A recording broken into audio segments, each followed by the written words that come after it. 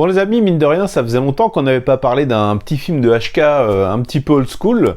Et ben aujourd'hui, je vous ai déniché une petite péloche datant de 95 avec un casting franchement assez incroyable, puisqu'on retrouve quand même Cynthia Khan, Yuen Biao, Waze Lee, Billy Cho, y a qui d'autre, Yuen Wah et Alex Mann. C'est parti pour, je vais très certainement écorcher le nom, Touch Butty and the Sloppy Slop. on dirait pas le nom d'un porno expérimental brésilien. N'importe quoi.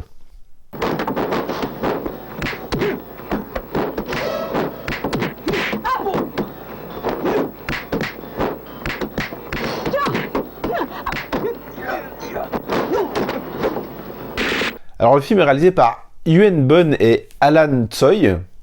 Alan Tsoi, je connais pas du tout, mais Yuen Bun, voilà, c'est un artiste hongkongais qui a quand même un petit nom, hein, ma foi. Il n'a pas réalisé beaucoup de choses, mais il a fait Il était une fois en Chine 4, La danse du dragon, avec Vincent Zhao. Et il a joué dans énormément de films hongkongais, quoi. Mais avant d'être un petit réalisateur et un acteur, c'est surtout un chorégraphe qui a signé énormément de combats dans énormément de films hongkongais, beaucoup trop pour que je puisse vous les citer. Et là, bah, on sent que c'est un chorégraphe qui réalise le film, puisque s'il est un petit peu avare en combat dans sa première partie, ça va se rattraper lors d'un très très gros final, avec pas mal d'affrontements assez bien chorégraphiés, même si c'est pas les meilleurs fights que vous allez voir dans votre vie. Il y a une certaine énergie, un certain dynamisme, et il y a vraiment une bonne grosse scène d'action finale, avec un début plutôt sympathique où on va découvrir Alex Mann en flic qui va procéder à des arrestations.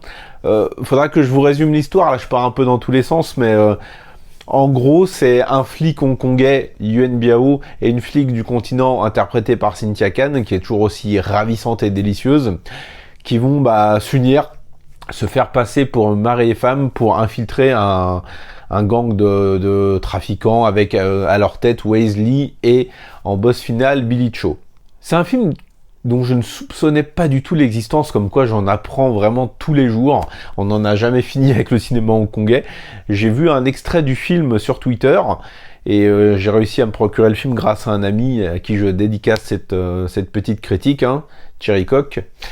Et je dois dire que j'ai vraiment plutôt passé un bon moment, parce que on a pas mal de tous les ingrédients qui faisaient les bons petits actionneurs du début des années 90 à HK, à savoir des gunfights, un peu de n'importe quoi, de l'humour gras, ça part un peu dans tous les sens.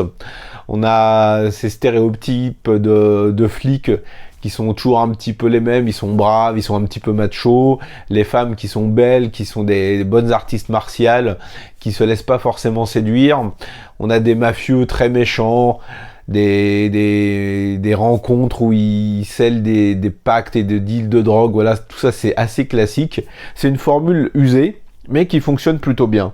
Le film n'a pas du tout la prétention de révolutionner quoi que ce soit, et ça se sent, c'est un petit actionneur assez lambda, il faut quand même dire la vérité, mais franchement, de par son casting et de par ses scènes d'action assez soignées, je dois dire que je me suis pas franchement ennuyé.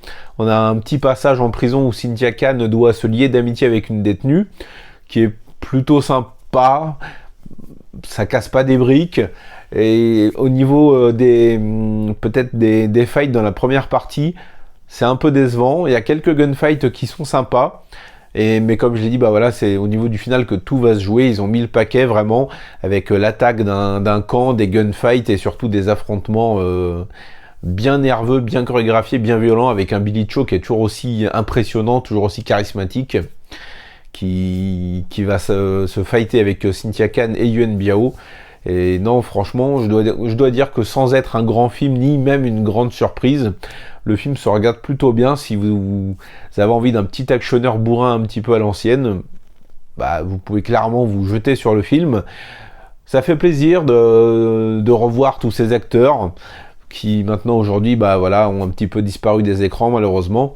Ça fait plaisir de les voir réunis, de les voir, ça se voit que tout le monde s'est un petit peu amusé. C'est un film pas prise de tête, pour un visionnage pas prise de tête.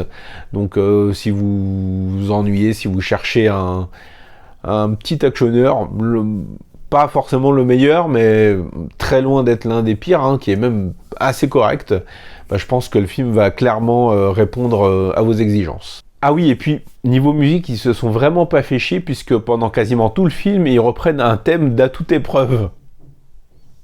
Mais sans vergogne, hein. Ils essaient même pas de le... Je crois qu'ils l'ont remixé, mais vraiment vite fait, histoire de... Mais vraiment, c'est HK et le recyclage, quoi. Voilà les amis, bah, c'est une petite critique pour un petit film. Si vous l'avez déjà vu, je vous invite à me laisser vos avis dans les commentaires. Et si je vous l'ai fait découvrir, bah, revenez me dire ce que vous en avez pensé une fois que vous l'aurez visionné. Et nous, bah, on se retrouve très prochainement pour parler de cinéma asiatique, parce que vous savez que ça déchire. Ciao!